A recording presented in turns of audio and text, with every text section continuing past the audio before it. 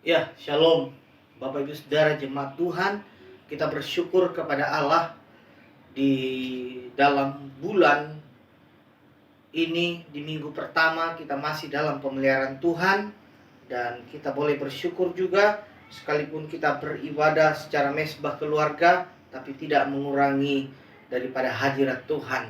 Melalui kebenaran yang akan saya bagikan buat kita, biarlah kita semakin diberkati untuk hari-hari ini kita lebih lagi di dalam Tuhan. Sebelumnya mari kita satu di dalam doa. Kami datang kepada Tuhan mengucap syukur karena anugerah Tuhan yang baik buat kami. Melalui mesbah keluarga yang sudah kami lakukan dalam keluarga kami masing-masing, kami akan dibekali dengan firman-Mu. Diberkatilah setiap kami Tuhan. Biarlah firman-Mu ini menjadi dasar kekuatan buat kami, untuk kami melangkah hari ini berjalan dalam kekuatan Tuhan. Di dalam nama Yesus kami siap untuk belajar firman-Mu. Haleluya. Amin. Baik Bapak Ibu Saudara, kalau kita merenungkan setiap jalan hidup kita, setiap hal yang Tuhan kerjakan, kadangkala kita harus kayaknya seperti ingin memprotes kepada Tuhan. Kita ingin rasanya marah dengan Tuhan. Kenapa Bapak Ibu Saudara? Kadangkala hal yang Tuhan izinkan terjadi itu tidak seperti yang pernah kita bayangkan ketika kita bicara bahwa kita ikut Tuhan. Nah, saat ini Bapak Ibu Saudara, kita akan belajar dari bangsa yang dikasih Tuhan, ketika mereka harus dibawa oleh Tuhan kepada keadaan yang pahit, kepada keadaan yang sukar. Nah, tetapi Bapak Ibu Saudara, kita bukan bicara tentang hal yang pahit yang sukar itu. Tetapi hari ini kita mau belajar bagaimana rahasia di balik apa yang dialami oleh bangsa ini. Bangsa yang dikatakan dikasih Tuhan, bangsa yang begitu istimewa di mata Tuhan.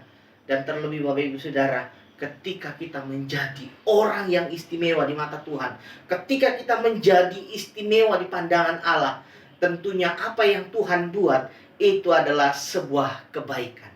Nah, saya akan berikan tema khotbah kita minggu ini adalah rahasia padang gurun. Ketika bicara padang gurun Bapak Ibu Saudara, tentunya kita akan berpikir bahwa itu sesuatu yang sangat tidak enak. Kenapa?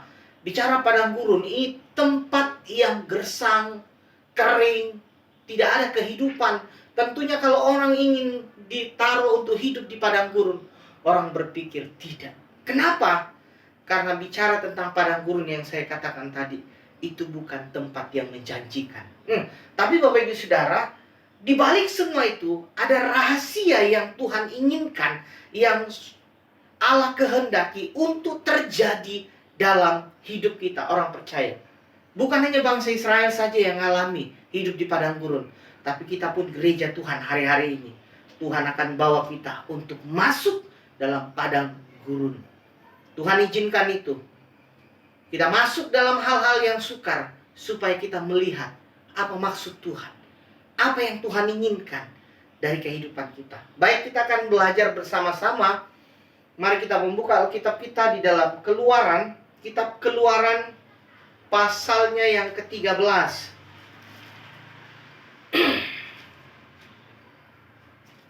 Kitab Keluaran pasalnya yang ke-13, kita akan lihat bersama-sama.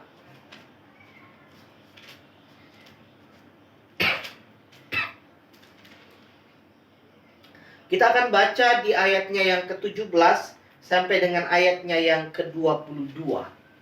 Di sana dikatakan bahwa dengan perikop Allah menuntun umatnya. Setelah Firaun membiarkan bangsa itu pergi, Allah tidak menuntun mereka melalui jalan ke negeri orang Filistin. Walaupun jalan ini yang paling dekat. Sebab firman Allah, jangan-jangan bangsa itu menyesal apabila mereka menghadapi peperangan, sehingga mereka kembali ke Mesir. Tetapi Allah menuntun bangsa itu berputar melalui jalan di padang gurun menuju ke laut Teberau dengan siap sedia berperang. Berjalanlah orang Israel dari tanah Mesir. Musa membawa tulang-tulang Yusuf, sebab tadinya Yusuf telah menyuruh anak-anak Israel bersumpah dengan sungguh-sungguh, Allah tentu akan mengindahkan kamu, maka kamu harus membawa tulang-tulangku dari sini. Demikianlah mereka berangkat dari Sukot dan berkemah di Etam, di tepi padang gurun. Tuhan berjalan di depan mereka pada siang hari dalam tiang awan untuk menuntun mereka di jalan, dan pada waktu malam dalam tiang api untuk menerangi mereka, sehingga mereka dapat berjalan siang dan malam. Dengan tidak beralih, tiang awan itu tetap ada pada siang hari dan tiang api pada waktu malam di depan bangsa itu. Ya, Bapak Ibu Saudara, di Keluaran pasal 13 ayatnya yang ke-17 sampai 22 ini, ya, kita boleh lihat, belajar di sana bagaimana bangsa Israel ini sungguh istimewa, Bapak Ibu Saudara. Tetapi kenapa Allah tuh izinkan mereka harus masuk ke padang gurun? Nah, kita akan lihat rahasia apa di balik daripada Allah membawa bangsa ini untuk masuk di padang gurun, supaya kita juga belajar hari-hari ini. Gereja Tuhan, kenapa Tuhan harus izinkan masuk ke dalam hal yang sukar? Kenapa gereja hari-hari ini harus masuk kepada keadaan yang sulit? Kita akan lihat bersama-sama.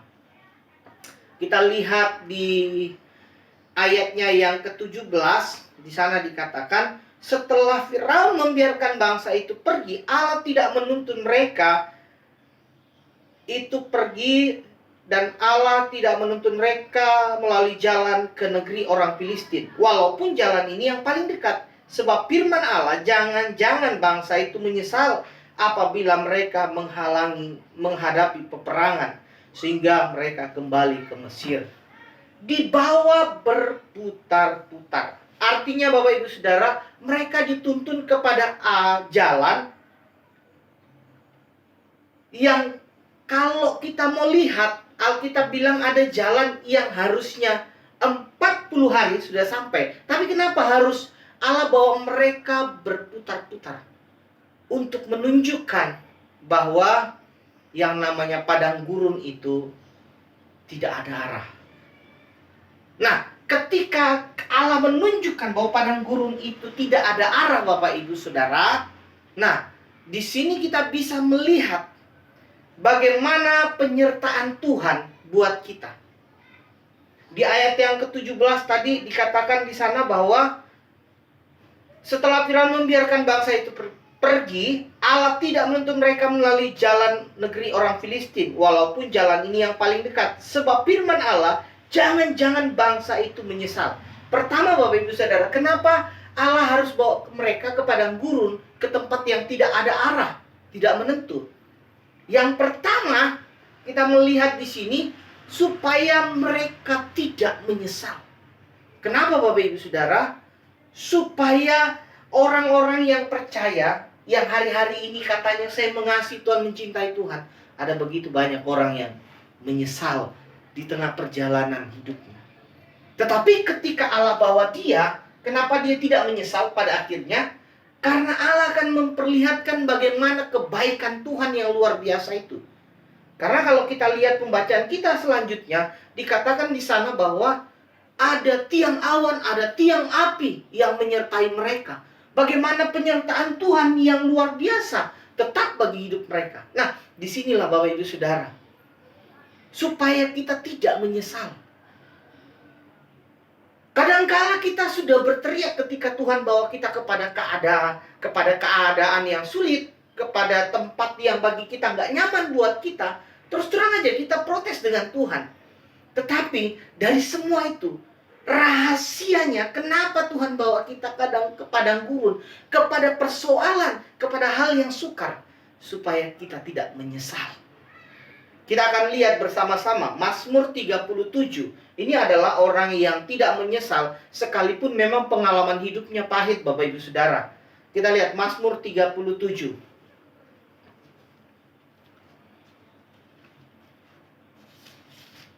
Mazmur 37.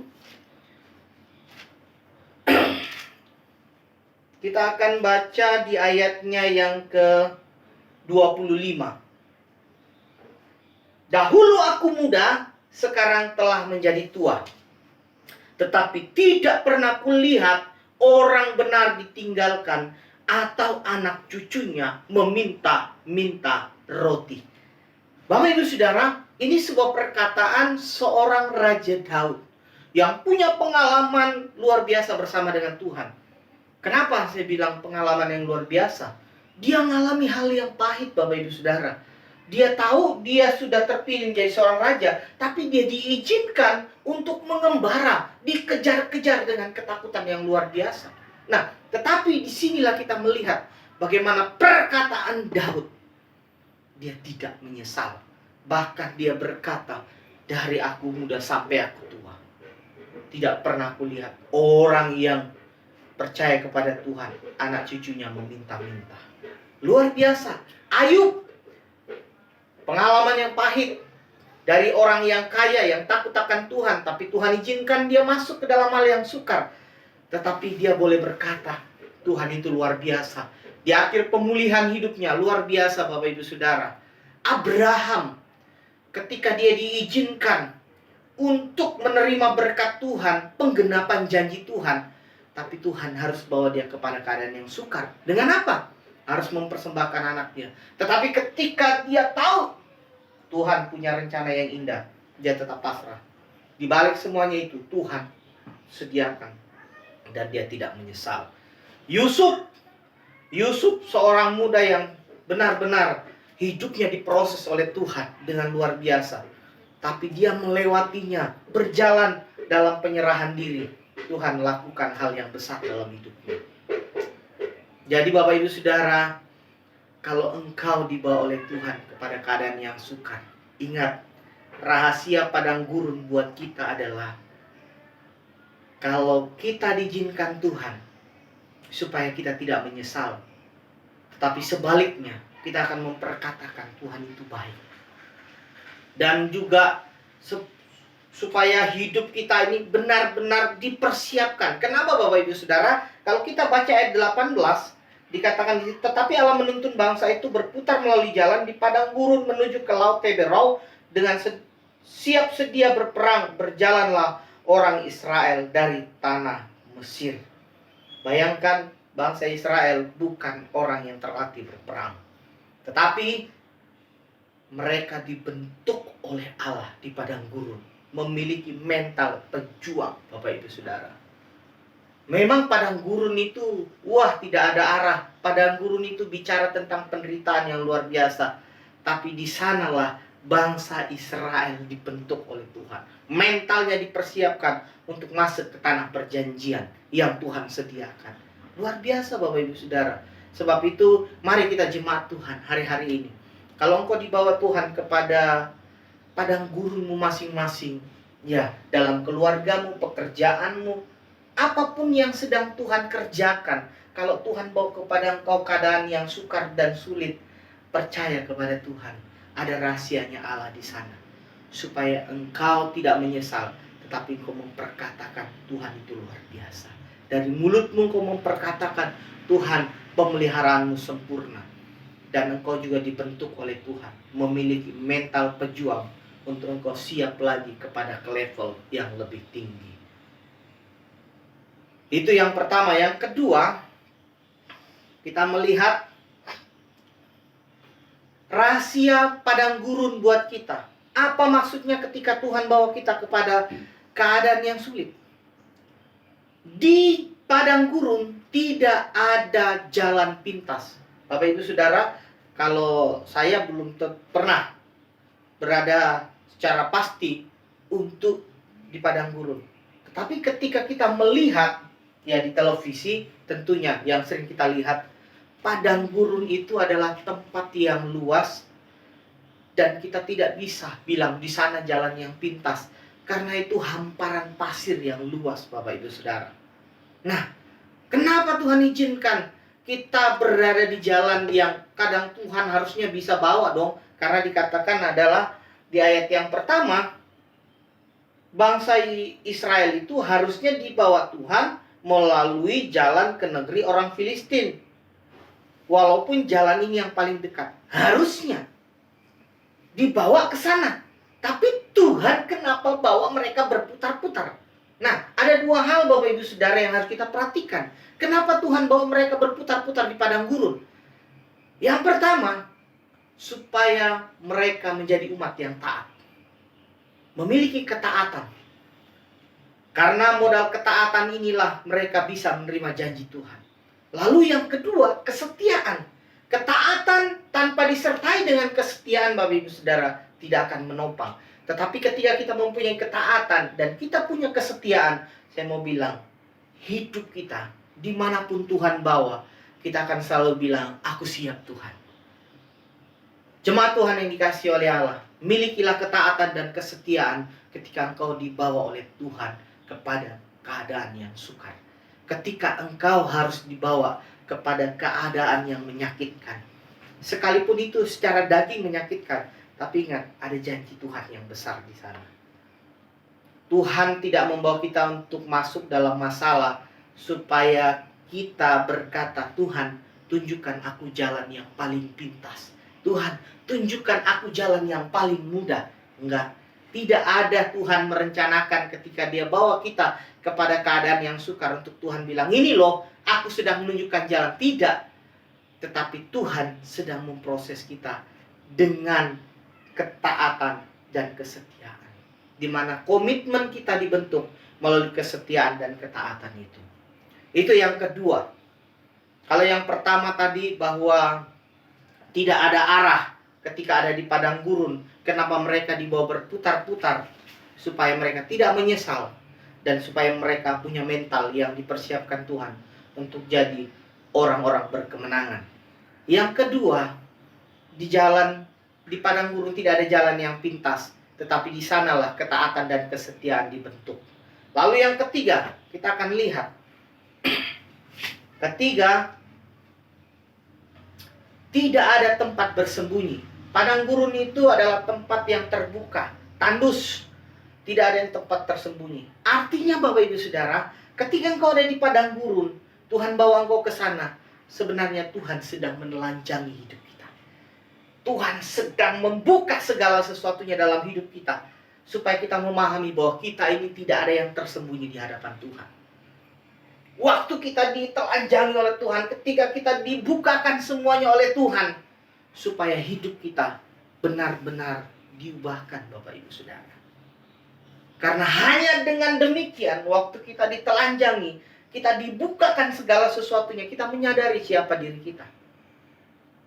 Tetapi ada banyak orang yang tidak bisa menerima keadaan itu. Tapi saya mau katakan kepada kita jemaat Tuhan, hari-hari ini, ketika engkau dibawa ke padang gurun oleh Tuhan, Tuhan sedang menelanjangi hidupmu untuk engkau menyadari siapa dirimu, siapa engkau sebenarnya di hadapan Tuhan. Apakah kita pribadi yang selalu berkata benar di hadapan Tuhan, membela kebenaran kita, mempertahankan diri kita yang benar di hadapan Tuhan, sementara kebenaran itu yang nyatakan adalah Tuhan. Sebab itu, jemaat Tuhan yang dikasihi oleh Allah, biarlah hari-hari ini ketika kita dibawa kepada keadaan yang sukar, kita lebih mengasihi Tuhan dan kita bilang, Tuhan, aku mau Engkau bentuk hidupku. Supaya apa? Supaya aku tidak menjadi pribadi yang menyerah, yang menyesal. Supaya aku memiliki mental sebagai pemenang. Supaya aku dibentuk menjadi seorang pribadi yang taat dan setia. Dan juga hidupku terbuka di hadapan Tuhan. Tidak ada yang tersembunyi. Kiranya Tuhan memberkati kita semua. Dan kita mempersiapkan diri kita untuk menerima tubuh dan darah Kristus. Kiranya Allah memberkati kita melalui perjamuan kudus yang akan kita terima saat ini. Biarlah kita semakin hari semakin berserah kepada Tuhan, semakin berpengharapan di dalam Tuhan, menyerahkan seluruh kehidupan kita ke dalam tangan Allah dan berkata, Dia Allah yang luar biasa dalam kehidupan kita. Haleluya. Bapak Ibu Saudara, mari jemaat Tuhan, kita persiapkan hati dan pikiran kita. Kita tundukkan kepala kita di hadapan Tuhan. Berdoa, minta Tuhan melayakkan kita untuk menerima tubuh dan darahnya. Oh Bapa di sorga, kami sudah dengar firman-Mu Tuhan. Kami sudah diteguhkan, dikuatkan. Untuk kami percaya dan yakin bahwa apa yang Tuhan izinkan terjadi dalam hidup kami. Ketika Tuhan proses kami tahu ada maksud dan rencana Tuhan buat kami.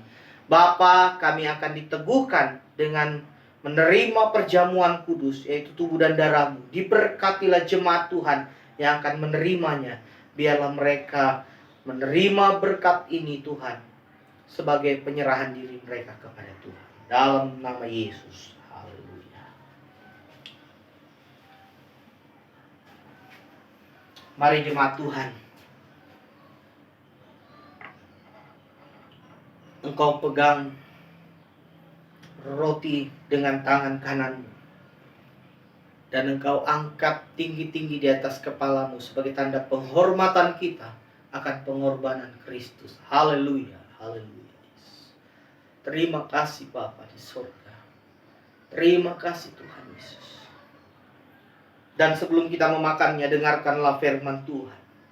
Sebab apa yang telah kuteruskan kepadamu telah aku terima dari Tuhan, yaitu bahwa Tuhan Yesus pada malam waktu ia diserahkan mengambil roti, dan sesudah itu ia mengucap syukur atasnya, ia memecah-mecahkannya dan berkata, inilah tubuhku yang diserahkan bagi kamu, perbuatlah ini menjadi peringatan akan aku. Kita makan dengan iman dalam nama Yesus.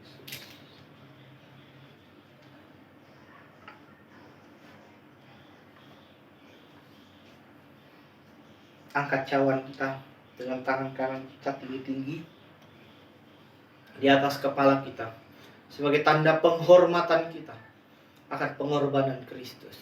Haleluya. Belum kita minum, dengarkanlah firman Tuhan. Demikian juga ia mengambil cawan sesudah makan, lalu berkata, cawan ini adalah perjanjian baru yang dimeteraikan oleh darah. Perbuatlah ini setiap kali kamu meminumnya, menjadi peringatan akan aku.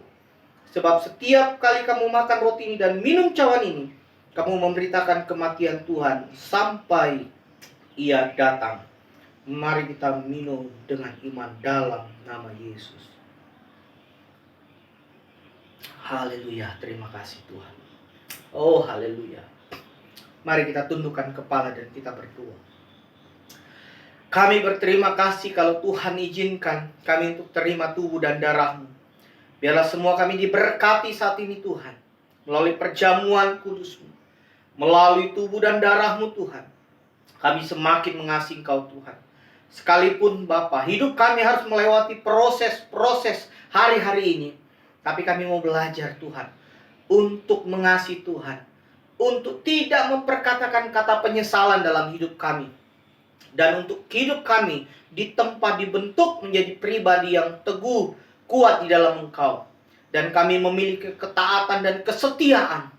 Dan kami Tuhan menjadi pribadi yang terbuka di hadapan Tuhan, yang mau ditegur, diubahkan oleh Allah untuk pribadi yang lebih baik. Berkatilah seluruh sidang jemaat-Mu Tuhan, dalam mesbah keluarga masing-masing. Allah hadir di sana dan menyatakan kuasa dan pertolongan-Mu. Di dalam nama Tuhan kami Yesus Kristus, kami mengucap syukur dan berdoa. Haleluya. Amin. Tuhan Yesus memberkati. Selamat hari Minggu.